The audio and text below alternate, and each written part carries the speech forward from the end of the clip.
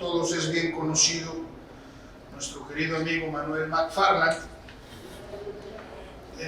pero siguiendo el protocolo clásico de nuestras sesiones, vamos a hacer una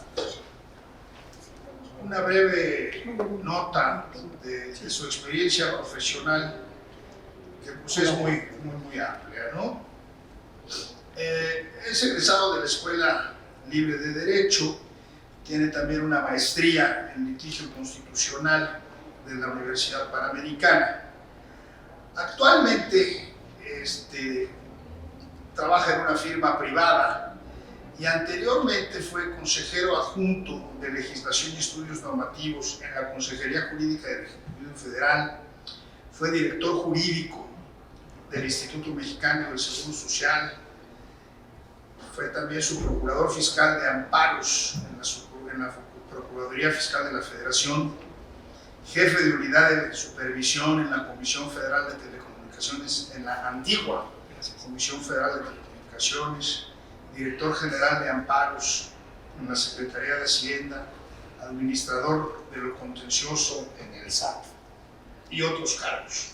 Entonces, pues es una persona con una trayectoria muy amplia en el servicio público y también ahora en la práctica privada, pero no solo conoce bien la materia de telecomunicaciones, sino conoce fundamentalmente muy bien el tema de las diferentes facultades que existen en el ámbito del servicio público, que es lo que está en el fondo de la plática del día de hoy. Como sabemos todos, hay unas controversias constitucionales que ha interpuesto el Instituto Federal de Telecomunicaciones sobre la regulación municipal en materia de soterramiento. Soterramiento, en términos llanos, es hacer zanjas en el suelo para meter por ahí los cableados en lugar de tender postes. Y esto, desde luego, ha causado una seria discusión que ya está en la Suprema Corte de Justicia, y sobre ese tema es el que Manuel hoy nos va a platicar. Le daremos todo el tiempo que necesite y después tendremos un espacio para comentarios, dudas, preguntas, y al final de la sesión pasaremos a los avisos parroquiales de la barra, que en esta ocasión son varios. Manuel, bienvenido, gracias que estás con nosotros. Obviamente esta es tu casa, siempre nos has acompañado del otro lado de la mesa y es un gusto que hoy estés de este lado. Al contrario, te lo agradezco, les agradezco muchísimo, Navarro, también la posibilidad de platicar con ustedes. Aquí como coordinador, la invitación, muchísimas gracias. Y básicamente la plática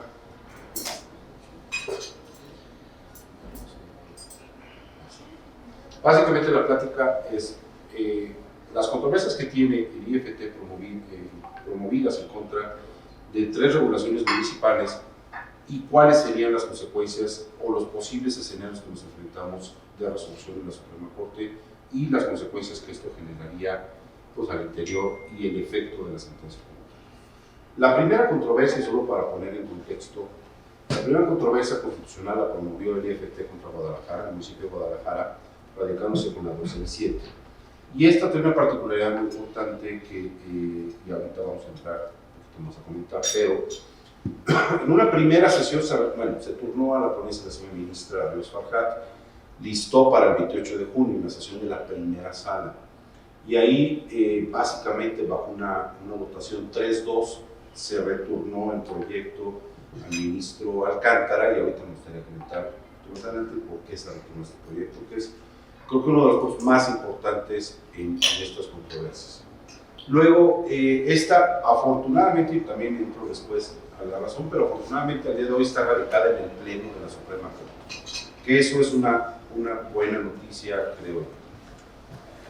La segunda controversia constitucional se promovió contra el municipio de Monterrey, Nuevo León, que emitió, y ahorita vemos que notas emitieron cada uno de ellos. Actualmente esta controversia, insisto, nada más para poner en contexto de cómo está el tema. Esta es la 246, bajo la ponencia del señor ministro Aguilar Morales, y está pendiente incluso de elaboración del proyecto, y en su caso listado ya sea en pleno o en salas, pero todavía este está en trámite.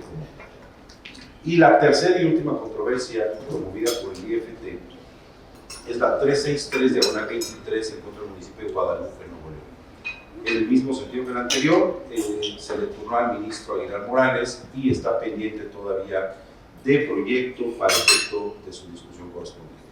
Y aquí me detengo un poquito, nada más para hacer un comentario. Un punto importante que ustedes pudieron haber visto.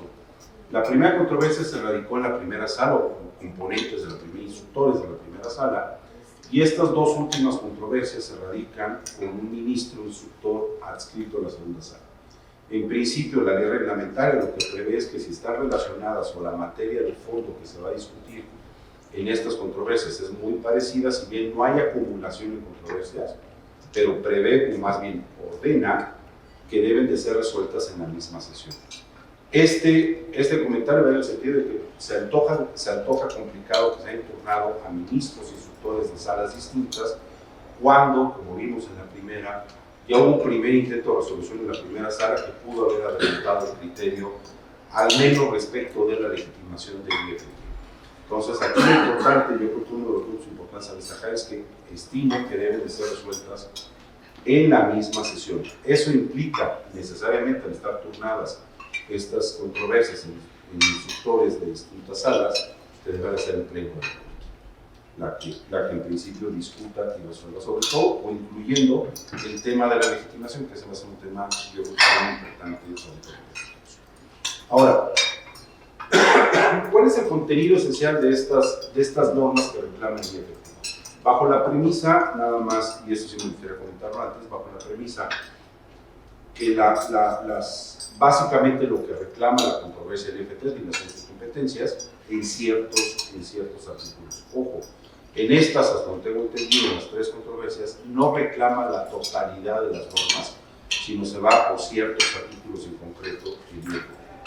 En la primera de ellas, el municipio de Guadalajara emite tres normas o tres reformas específicas. El reglamento de imagen urbana, el reglamento de gestión integral y modificaciones al Código de Gobierno Municipal. ¿Qué es lo que prevén estas reformas publicadas el año pasado en el Periódico Oficial del Estado? Básicamente lo siguiente. Primero, establece una definición de infraestructura básica para los servicios de telecomunicaciones. Directamente lo prevé estos reglamentos. Segundo, y muy importante, impide de forma absoluta la instalación de nueva estructura como torres, así lo menciona expresamente, como torres de comunicaciones que afecten la imagen urbana de la zona centro metropolitana de esta ciudad de Guadalajara. ¿Qué implica esto? Y esto fue una afectación sumamente grave, la imposibilidad de los operadores o los concesionarios de establecer nuevas antenas celulares para nuevos tipos de servicios. A raíz de esta prohibición, que además es importante destacar que aquí en estos tres normas, cuerpos normativos, se habla de prohibición absoluta. No hay ni siquiera una graduación, no hay nada, es una prohibición absoluta de establecer nueva infraestructura como torres de comunicaciones. Las mismas cuerpos normativos también restringen, insisto, de forma absoluta, la instalación de nueva infraestructura básica de servicios de telecomunicaciones. ¿Qué implica esto? Que la nueva infraestructura de telecomunicaciones tendrá que ser conforme lo dispone este cuerpo normativo a través de lo que se comentó hace rato de lo que se conoce como soterramiento, implicando que no podría haber otra forma de instalar que no sea a través del subsuelo, que es un tipo de infraestructura. Y además, expresamente lo dice, que cuando sea infraestructura nueva, se deberá construir de forma subterránea. Es decir, a raíz del 22 a la fecha, en principio, no puede haber ninguna estructura, no puede haber ninguna instalación que sea de carácter aéreo o de alguna otra forma. Y punto importante también es que otorga este mismo reglamento, o sea, el municipio se otorga facultades para que las autoridades municipales puedan supervisar el cumplimiento de estos cuerpos normativos.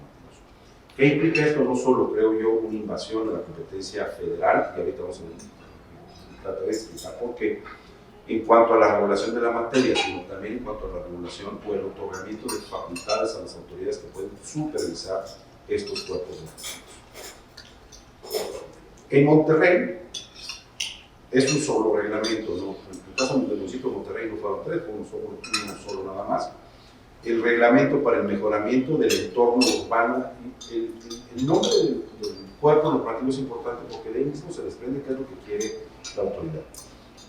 Para el mejoramiento del entorno urbano en el uso, construcción, instalación, ampliación, retiro y modificación de la infraestructura de telecomunicaciones y o radiodifusión y o suministro de electricidad expedido por el municipio de Monterrey, Nuevo León. Ya directo del título nos está diciendo qué es lo que pretende y qué es lo que está regulando. Telecomunicaciones.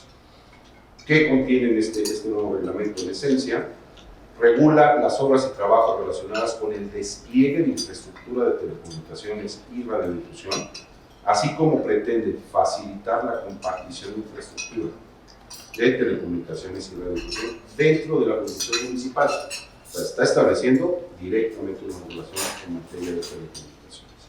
Define conceptos que, a mi punto de vista, son conceptos específicos, cuya facultad corresponde a otro ámbito, ahorita veremos por qué, pero, por ejemplo, define qué se entiende, al menos a nivel municipal, como infraestructura activa de telecomunicaciones, infraestructura básica existente de telecomunicaciones, la infraestructura pasiva de telecomunicaciones y redes. Eso, al final de cuentas, es una definición por una autoridad municipal que lo que implica es, y lo veremos al ratito, es una invasión de competencias federales.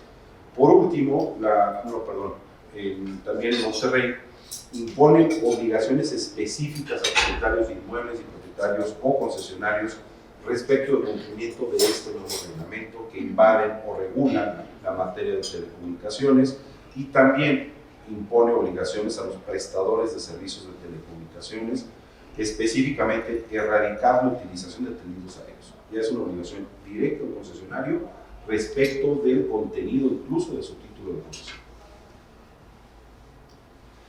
Por último, la controversia promovida del IFT contra Guadalupe, Nuevo León. Este cuerpo normativo específico se llama Reglamento para el Mejoramiento del Entorno Urbano en el Uso, Construcción, Instalación, Ampliación, Retiro, Modificación de la Infraestructura de Telecomunicaciones y Radiodifusión y Suministro de Electricidad. ¿Qué es lo que prevén estas normas? Otorga facultades para la ampliación y ejecución del reglamento impugnado al municipio. Evidentemente, un reglamento municipal debe de establecer qué autoridad es la competente para efectos de hacer el enforcement de este reglamento. Sin embargo, este punto es importante al definir un tema de telecomunicaciones y otorgar facultades de supervisión o de ejecución de cumplimiento de este nuevo cuerpo normativo a autoridades municipales. Regula la instalación de infraestructura de telecomunicaciones y prevé o impone la obligación de erradicar el cableado aéreo en materia de telecomunicaciones. Otra vez, volvemos a esta obligación o esta obligación absoluta respecto al tema de los concesionarios, como es el eliminar por completo el cableado aéreo. Hay una parte importante en este reglamento que más llama la atención, que yo entiendo que no fue impugnada por el IFT, pero prevé una jurisdicción especial que es distinta a la prevista en el 28 constitucional para la solución de conflictos relacionados en materia de telecomunicaciones. Incluso, ¿podría ser un poquito más? ¿vale? ¿Podría ser un poquito más? Sí, ahorita entro a la parte. El artículo 65 de este reglamento, y me permito leer específico el primero y segundo párrafo. Cuando se suscita alguna controversia o conflicto entre los operadores o concesionarios, el gobierno municipal les propondrá someterse a un mecanismo alternativo. Y si están de acuerdo con esta vía, se procederá conforme a la ley de mecanismos alternativos para la solución de controversias en el Estado de Nuevo León. No acordando las partes someter la controversia a un mecanismo alternativo, el juez procurará la conciliación, haciéndoles saber las conveniencias de llegar a un convenio y proponiendo las soluciones a todos o a alguno de los puntos controvertidos. Ya después del 65 y 66. O sea, puedes negociar. ¿Mande? Puedes negociar. Ese es Más a ver, un proceso conciliatorio. ahora, el 66 del propio reglamento. Los participantes conservarán sus derechos para resolver la controversia ante los tribunales y podrán ejercerlos en caso de que no se llegue a un convenio para la solución total o parcial de la controversia. Del contexto de este capítulo este capítulo del reglamento, de esta sección, la sección tercera, se podría desprender que está diseñada esta jurisdicción especial de alguna manera para cuando el ciudadano de a pie tenga un conflicto con el operador. Sin embargo, el 65 dice, cuando se suscita alguna controversia o conflicto entre los operadores y concesionarios, y ya habla de los mecanismos alternativos de solución de controversias. O sea, no refleja lo que quiso decir el creador de la norma. Del contexto, insisto, sí se pudiera llegar a interpretar que es entre una persona física en donde le cayó, por ejemplo, algún cable, se cayó un poste, y puede, a través de este mecanismo, activar un mecanismo alternativo de solución de controversias sin llegar a una jurisdicción formal. Sin embargo, de la redacción específica, no se advierte eso, se advierte que es un mecanismo alternativo entre operadores o concesionarios. Llegando al extremo, si yo tengo un problema entre un concesionario u otro, incluso hasta tarifario, con este 65 pudiera presentarlo a un diferendo, entre comillas, al municipio. Y el municipio llegaría al extremo de invitarme a un medio alternativo de solución de controversias. ¿Es cierto diferentes con el municipio? No cabría los sujetos porque habla entre operadores y concesionarios. O sea, está muy mal redactado, pues. Evidentemente es un tema de redacción, pero demuestra que ni siquiera el creador de esta norma tuvo claro cuál era el supuesto que quería regular. Yo creo que el supuesto debería de ser, insisto, entre una persona física que tiene un problema y un operador en su caso. Y habría que ver, incluso sería cuestionable la competencia municipal, pero no está referido a conflictos entre concesionarios, ¿sí? Que eso puede llevar a un problema adicional. Ahora, estas tres son controversias que ya están detectadas a través de la revisión de listas de la Corte que promovió el IFT. Sin embargo, también hay que comentar que no solo son estos tres reglamentos los que se han emitido por parte de autoridades municipales. Existen también reglamentos, en Veracruz hay 2 reglamentos, en el propio Nuevo León hay un tercer reglamento que también fue emitido por un municipio. El Estado de Jalisco emitió una ley, modificó una ley específica para todo el Estado con este tema, de las cuales al menos yo de la revisión de las listas de la Corte no he advertido que el IFT haya promovido estas controversias constitucionales. ¿Qué es lo? ¿Se lo saltaron o hay algún propósito? No hay al menos publicación de admisión, no hay nada que dé alguna noticia que el IFT promovió controversias contra estos adicionales.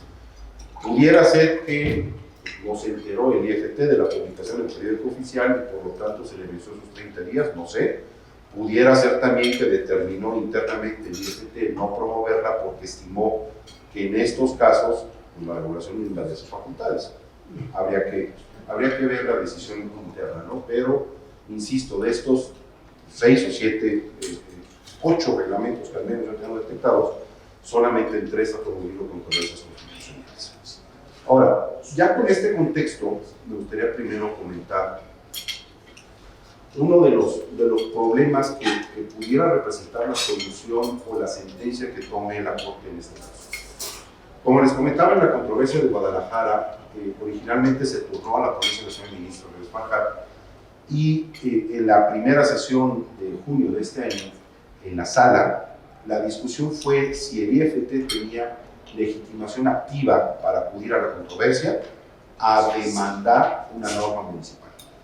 En principio, parecería lógico que al ser Instituto Federal de Telecomunicaciones, que se ve afectada a sus facultades a través de un acto o una norma general municipal, pues pudiera acudir a una controversia de la Suprema Corte a que arregle el problema. Sin embargo, al menos en una primera instancia, hasta donde tenemos entendido el proyecto, lo que venían diciendo es el 105, al referirse a las facultades o quién puede acudir a la controversia en representación de la Federación, se entendía que solo era el Ejecutivo y en su caso el órgano legislativo. Porque la argumentación al menos de ese proyecto, como entendemos, es que el inciso I decía de 2 órganos constitucionales autónomos federales, entre uno de estos y el Poder Ejecutivo de la Unión o el Congreso de la Unión. Es decir, que la lectura al menos de esa primera de esa primera propuesta implicaba que el IFT solo podía promover controversias constitucionales cuando se dé el supuesto del inciso I, que se peleara con otro órgano constitucional autónomo de nivel federal o contra el Ejecutivo o contra el Legislativo. Ninguna otra autoridad, incluso estatal o municipal. Creo, y ahorita afortunadamente esa decisión ya quedó superada por una votación 3-2 en la sala. Sin embargo, primeros comentarios de esto de por qué creo que debería de, o que el IFT sí tiene esta legitimación activa para acudir a la controversia constitucional. Primero, debemos recordar que es un organismo constitucional autónomo. Esa es una parte importante porque la redacción del 105 que veíamos hace rato, la original, que habla de federación y el municipio. En ese momento, cuando se estableció esa redacción original del 105, inciso B, no se preveía constitucionalmente la existencia de órganos, de OCAS como tal. Era la típica, como nos los enseñaron a muchos, que era federación de estados y municipios, federaciones ejecutivo, legislativo, judicial, y hasta ahí. No había ningún otro órgano o organismo que pudiera representar a la federación. Viene después la evolución del 105 y a reconocerse la existencia de los constitucionales autónomos, pues se tiene que reconocer que estos puede haber conflictos entre estos órganos y por lo tanto se les da una facultad específica en el inciso I. ¿Cómo leo yo estas dos facultades? Primero, el inciso I se refiere al mismo nivel de gobierno, que es federal. Evidentemente, al haber, ya se ha presentado el caso además, el IFT, la Comisión de Competencia Económica, pudiera ser incluso Banco de México como organismo autónomo, el INEGI, puede existir una invasión de competencias entre uno y otro que merecen un mecanismo que constitucionalmente les dé una salida. Para eso entiendo que es el inciso I. Pero también hay otro supuesto en donde un órgano o un nivel de gobierno que sea inferior o distinto, no inferior, que sea distinto a la federación, puede emitir regulación invadiendo facultades federales. El caso específico es el que estamos viendo, en donde un municipio regula o pretende regular una materia reservada expresamente a la federación. ¿Cuál hubiera sido la consecuencia de haber prosperado este criterio? Al menos en la primera sala de haber prosperado este criterio, que hubiera implicado que el IFT no puede promover, no puede defenderse sus facultades frente a actos invasivos de órganos municipales o incluso estatales. Tendría que acudir como órgano constitucional autónomo al Poder Ejecutivo, al Poder Legislativo y pedirle que lo defienda. Bajo otra premisa, además, que creo que con esto caería por su propio peso, pero la promoción de las controversias constitucionales no es obligatoria. No porque el IFT le pida, entre comillas, ayuda al Ejecutivo para que defienda facultades, el Ejecutivo está obligado a promover la controversia constitucional. Es un tema de decisión, y es una decisión evidentemente política, y así expresa el 105 constitucional. Es una solución a problemas políticos a través de causa constitucional. Sería, a mi punto de vista, impensable que un órgano constitucional autónomo tenga que acudir a otro órgano del mismo nivel para pedirle ayuda a defender sus facultades. Y en el caso del Ejecutivo, o peor aún en el caso legislativo, en donde incluso pudiera haber choque en quién tiene las facultades regulatorias, si es el Congreso o es el IFT. Entonces, yo creo que afortunadamente el primer criterio ya se logró, al menos por una mayoría 3-2, se logró revertir en el sentido de que el IFT sí tiene estas facultades para acudir a la controversia constitucional. Eso, en verdad, creo yo que hubiera sido, en el sentido contrario, hubiera sido sumamente desastroso para incluso el propio regulador federal. Y me adelanto un poco, pero ¿qué hubiera pasado? Recordemos que tenemos casi 2.500 municipios a nivel nacional. Bajo el pretexto de que el IFT no se puede defender solo, tiene que ir al Ejecutivo, tendría que ir a promover, si llegáramos al extremo de que cada municipio emite su regulación en materia de telecomunicaciones bajo el pretexto del 115, tendría que ir a pedir 2.400, 2.500 veces al Ejecutivo que lo defienda. Y dependiendo de la voluntad del Ejecutivo y el momento político del Ejecutivo es si promueve o no promueve esta controversia. Y peor aún, incluso, la decisión de cómo la promueve, que impugna y además si solicito o no la suspensión contra un acto en específico, porque el que ejerce la acción, en este caso sería el Ejecutivo y no sería el IFT. Entonces, esto creo que pudiera afectar gravemente la autonomía como tal del IFT, al considerar que tiene una legitimación activa limitada, afectaría de forma grave esta autonomía constitucional. Pero además, insisto, otra de las consecuencias de este criterio hubiera sido que dejen la voluntad exclusiva de otro poder del mismo nivel la posibilidad de defensa de las facultades otorgadas constitucionalmente al Instituto. Y ojo, no solo al Instituto, implicaría también a cualquier otro autónomo. Bajo esa misma premisa, el día de mañana un municipio establece una regulación bancaria, establece una regulación de tipo de cambio, establece una regulación o su propia moneda, y tendría entonces que Banxico ir al presidente, al Ejecutivo Federal, valga la expresión, a rogarle que lo defienda frente a una invasión de facultades. Sería, creo yo, sumamente grave esto, ¿no? Entonces, el precedente, afortunadamente, en la primera sala pues quedó 3-2, lo que implica que sí tiene legitimación. La segunda sala no se ha pronunciado en los asuntos de la ponencia del ministro Aguilar. Probablemente, si se resuelven en la misma sesión en el Pleno, pues esto implicará pues, ya un primer acercamiento de la legitimación a favor del IFT. Ahora, ¿por qué creo yo que sí hay invasión de competencias federales en estas tres regulaciones? Y no solo en las tres, sino en todas las que les comenté que también han emitido los órganos municipales e incluso los estatales. Primer punto, en el artículo 6º, apartado B, fracción segunda constitucional, ya establecen una primera calificación de la materia de telecomunicaciones. Y lo que dice es que son servicios públicos de interés general e imponen mandato al Estado entendiendo Federación, Estados y municipios, para que garantizar que estos servicios de telecomunicaciones sean prestados en condiciones de competencia, calidad, pluralidad, cobertura universal, interconexión, convergencia, continuidad, acceso libre y, punto importante, sin injerencias arbitrarias. Esta parte de sin injerencias arbitrarias, ¿qué implica? Que un órgano a nivel de gobierno distinto al facultado no puede intervenir normativamente en favor o en perjuicio de esta materia como tal, porque entonces estaríamos hablando que hay una injerencia arbitraria.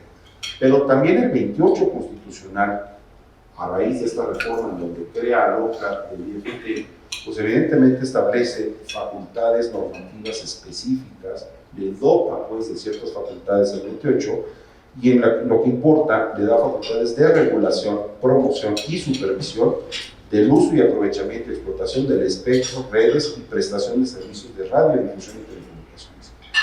Recordemos entonces que la creación del IFT a través del establecimiento de Constitución del 28 no solo es para darle el rango de constitucional autónomo al IFT, sino a raíz de ese rango se le tiene que dotar de facultades expresas al nuevo órgano constitucional autónomo, específicamente estas. Pero también dice, así como el acceso a infraestructura pasiva, activa y otros insumos esenciales. ¿Qué es lo que implica? Es que entonces que el IFT es el facultado específicamente para regular el acceso a infraestructura pasiva, activa y otros insumos esenciales. Si hay uno conforme a la propia definición o a la propia, lo que se le llama la distribución residual de competencias entre federación, estados y municipios, si una facultad está expresamente reservada a la federación, ningún otro órgano a nivel de gobierno puede arrogarse o asumir esa facultad. En este caso, el 28 constitucional le da la facultad específica, ya lo discutamos ahorita si es el Congreso o al IFT, pero al menos sí le da la facultad al órgano, a nivel federal de gobierno, sí le da esa facultad regulatoria o de promoción normativa a este órgano en específico, a este nivel en específico. Por otro lado, también el mismo 28 constitucional determina que el IFT es independiente en la toma de sus decisiones y funcionamiento. Esto trae importancia, tiene mucha importancia por lo que comentamos al principio de la legitimación. Imagínense ustedes que el constituyente le da o hace una declaración en el sentido de decir que el IFT es independiente en la toma de sus decisiones y funcionamiento, pero tiene que acudir al Ejecutivo a que defienda sus facultades. Pues esto implicaría necesariamente que no es independiente en esta toma de decisiones. Creo yo que de ahí también determina o deriva la posibilidad de que el IFT defienda estas facultades a través de la controversia constitucional. Pero además, en contrafondo, el 124 constitucional, conforme al 124, que es que las facultades que no están expresamente reservadas se entienden otorgadas a los estados y municipios, pues también estamos frente a una facultad reservada al orden federal. Por lo tanto, en términos de este propio artículo, estas facultades de producción normativa en materia de telecomunicaciones corresponden al orden federal. Ahorita, si quieren, platicamos si es el IFT o es el Congreso, pero al menos dejémoslo para el nivel de la controversia constitucional, que corresponde específicamente al orden federal.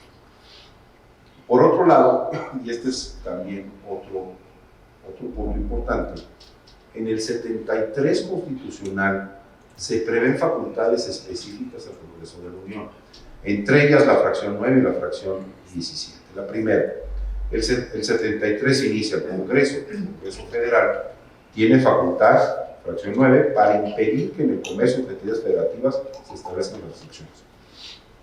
Con esto, lo que pretendo yo demostrar es que es una facultad federal en la materia de telecomunicaciones para evitar justamente que entre, no solo entidades federativas, sino incluso municipales o intermunicipales, se puedan establecer restricciones y restricciones normativas.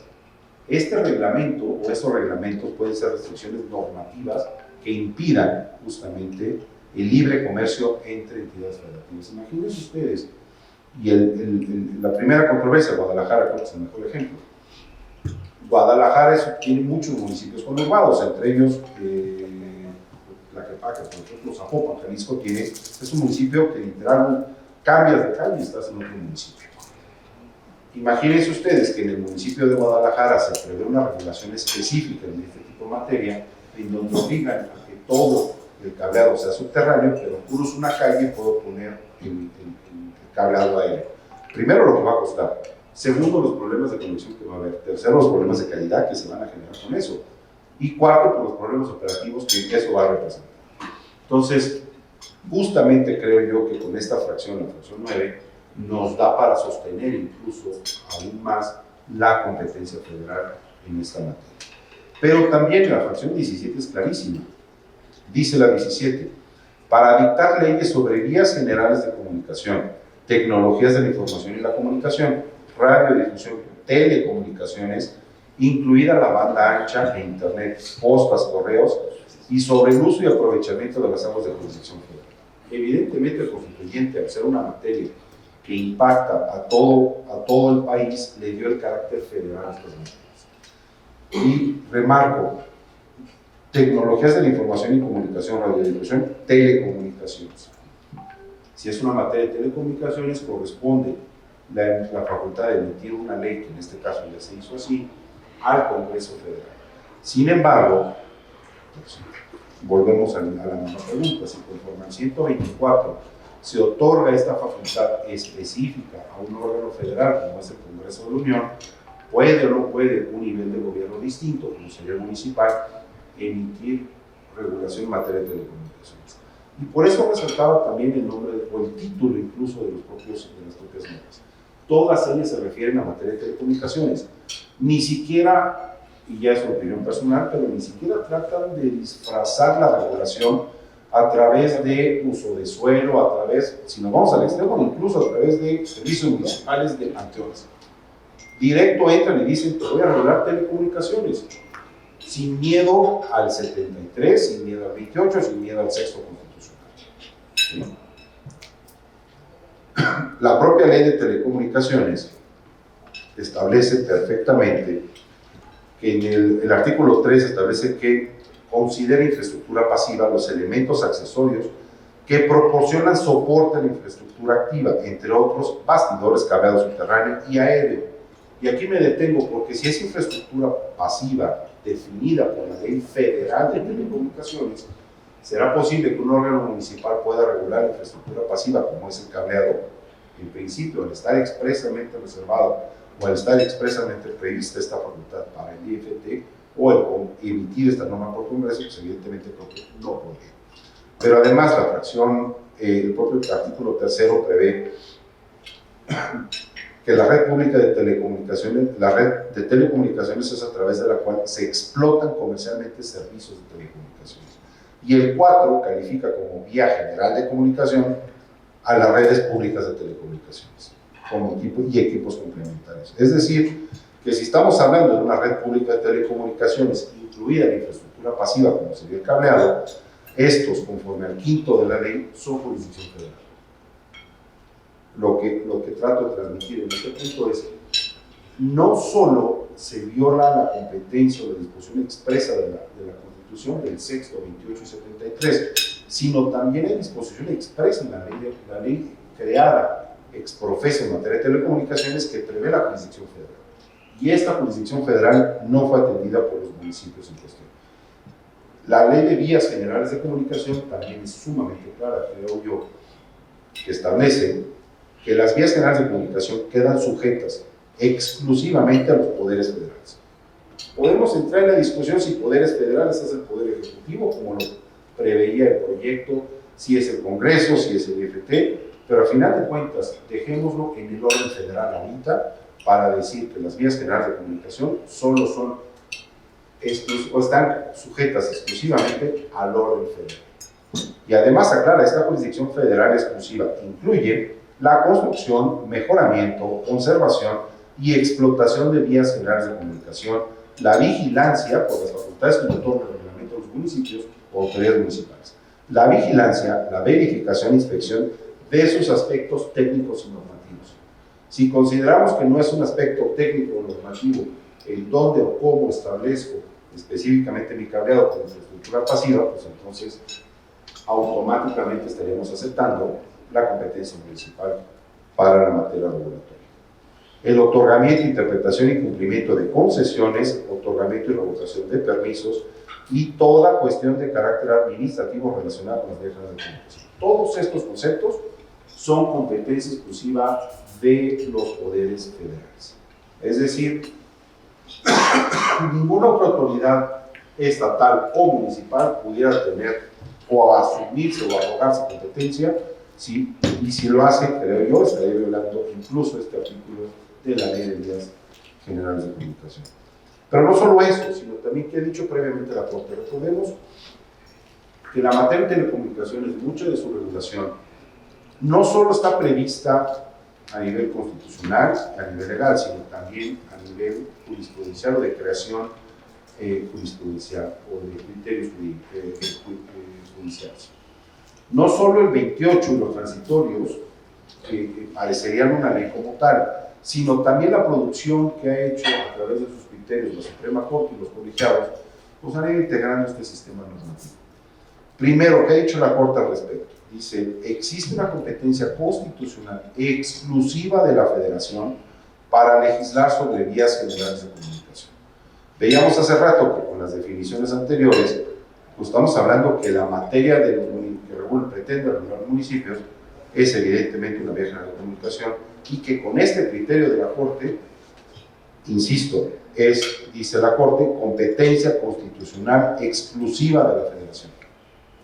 Finalmente, quedaría clarísimo que no entremos, insisto, en si es Congreso o es IFT, pero si es a nivel u orden federal. Dice en esa misma sentencia la Corte, en esta sentencia está analizando la Corte el Plan Director de Desarrollo Urbano del municipio del Estado de México.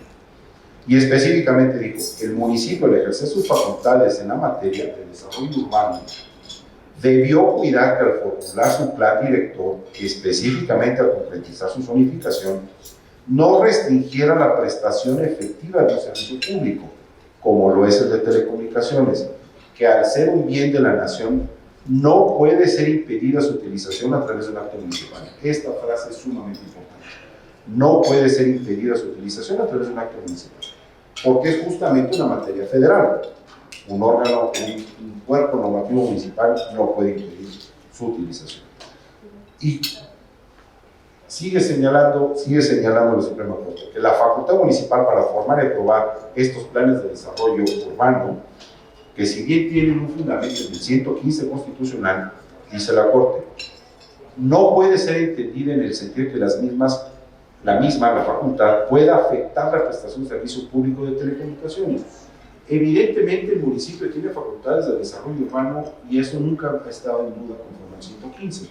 Pero lo que no puede es que sobre pretexto del 115 se meta a regular una materia que es federal. Y peor aún, dice la Corte, que lo que no puede esta autoridad municipal es afectar la prestación de servicio público sobre pretexto del ejercicio de sus facultades municipales en materia de desarrollo.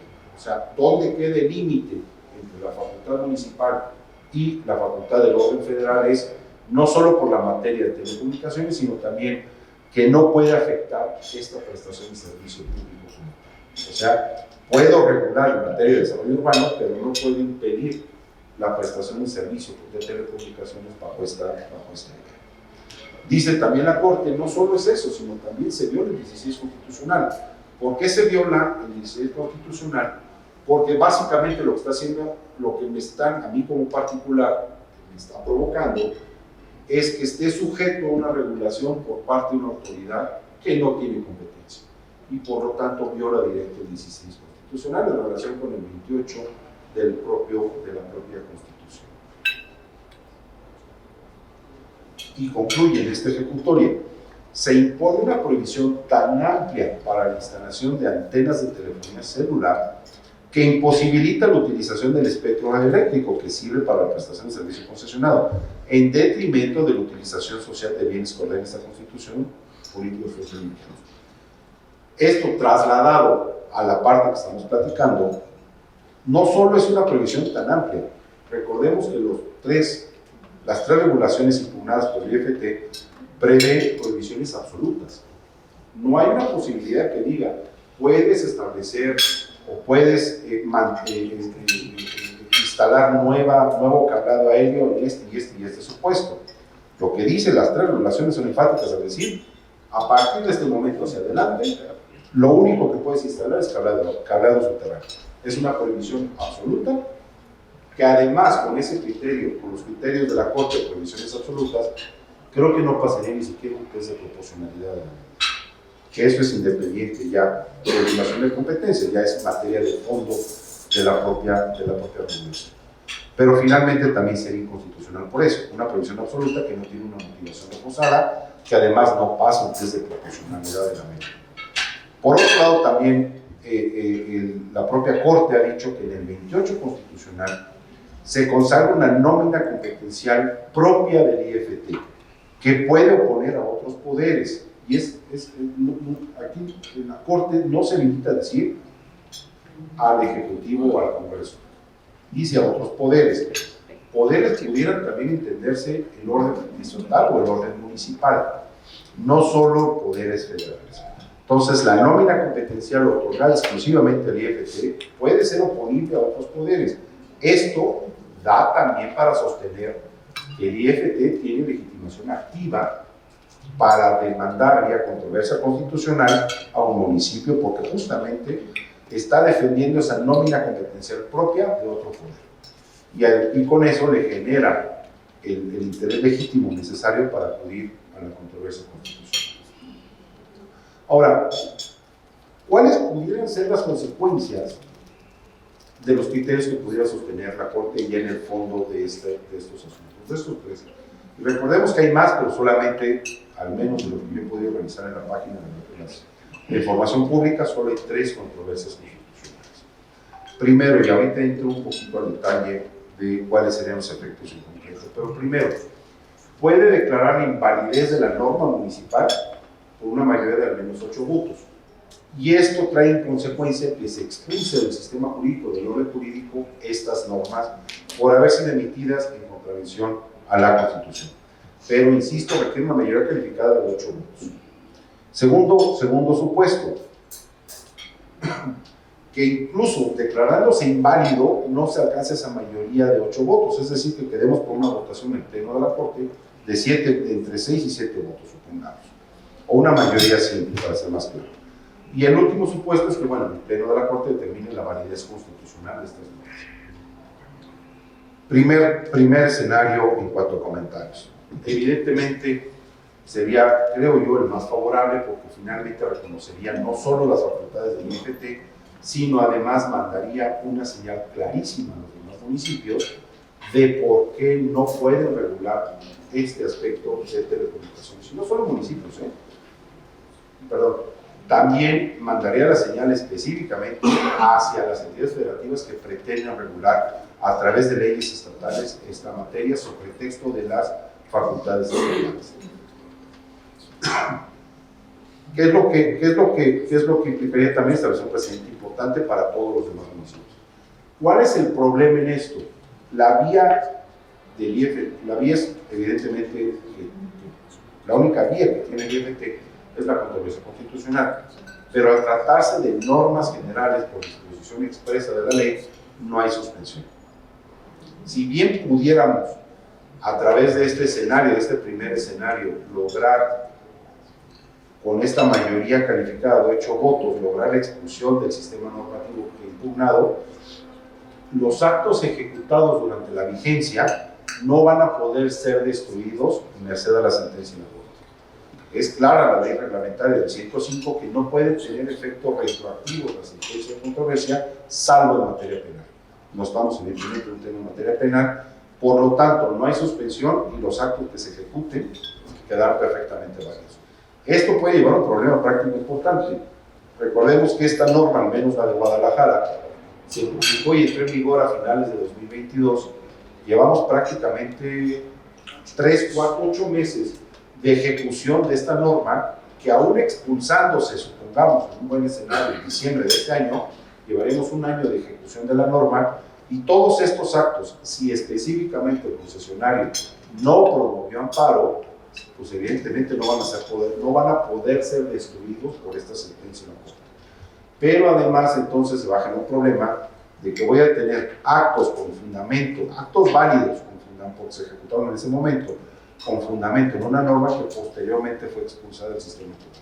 Parece un contrasentido, ¿no? Una norma inconstitucional que da fundamento a actos que son válidos en ese momento o en ese tiempo de específico. El segundo escenario todavía creo que se complica un poco más. Es una declaratoria de invalidez, o más bien, es una invalidez, pero con una votación de mayoría simple en el Pleno de la Corte. Primer punto, conforme a la ley, la controversia se desestima. Prácticamente, si estuviéramos hablando de fútbol, porque ahí vi que le regaló una camisa a alguien de fútbol, No se la trajo. o no sé si se la regalaron o la está vendiendo. No nos trajeron. Y no nos trajeron a los demás, ni siquiera al ponente ni al coordinador de la comisión, pero bueno. Si estuviéramos hablando de fútbol, quedaríamos 0-0. No hay decisión de la Corte. No es que con la votación de 7 sea inconstitucional, pero no es obligatorio. El efecto de esta votación es se desestima la controversia, y se va a archivar sin decisión. Tenemos una mayoría clara de 7 votos en el Pleno de la Corte por su inconstitucionalidad, pero no se logra esta calificada y no se expulsa. Con esta mayoría siempre lo que puede beneficiar es solamente los amparos indirectos, sabiendo que finalmente la norma es inconstitucional por una mayoría clara en el Pleno de la Corte que no calificara. Pues el día de mañana tendría que llegar yo al Pleno de la Corte para efecto de lograr esta inconstitucionalidad a través de un amparo indirecto.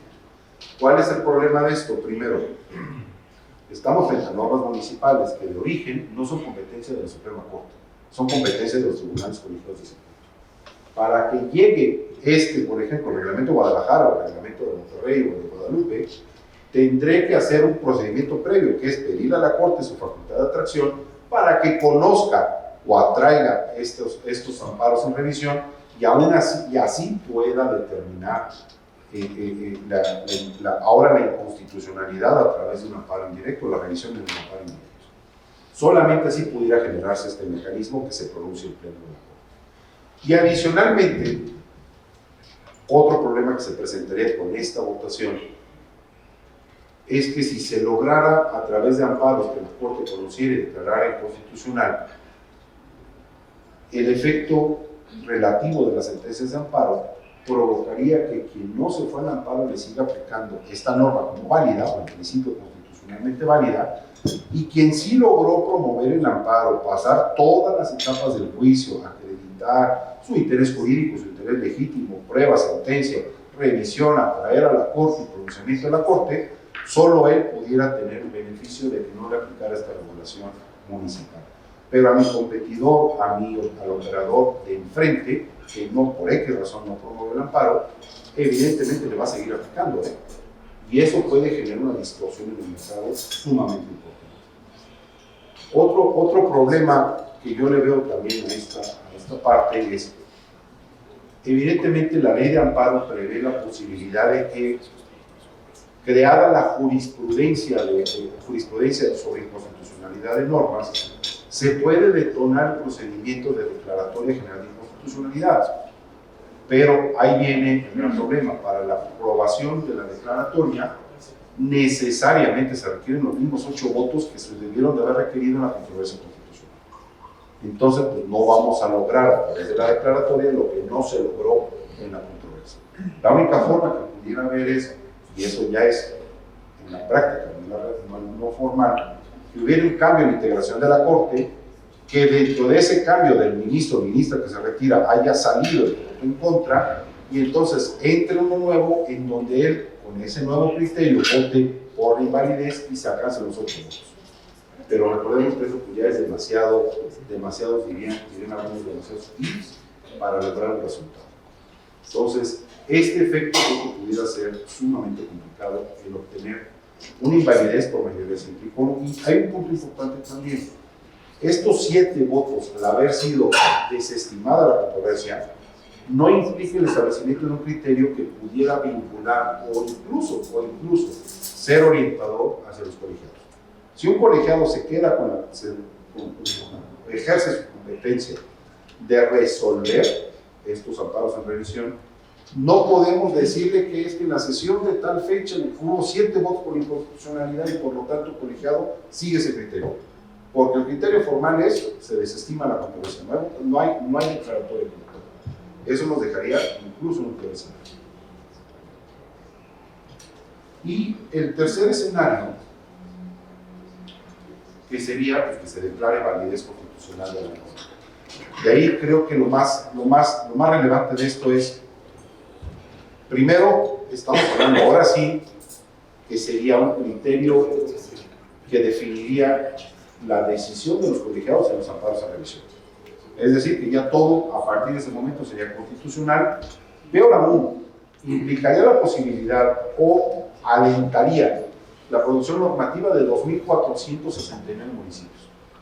Esto, imagínense con operadores cumplir con 2.469 regulaciones municipales más la regulación federal y probablemente también la regulación estatal, que con este criterio de validez constitucional pudieran ser un incentivo para que los congresos locales emitan su regulación.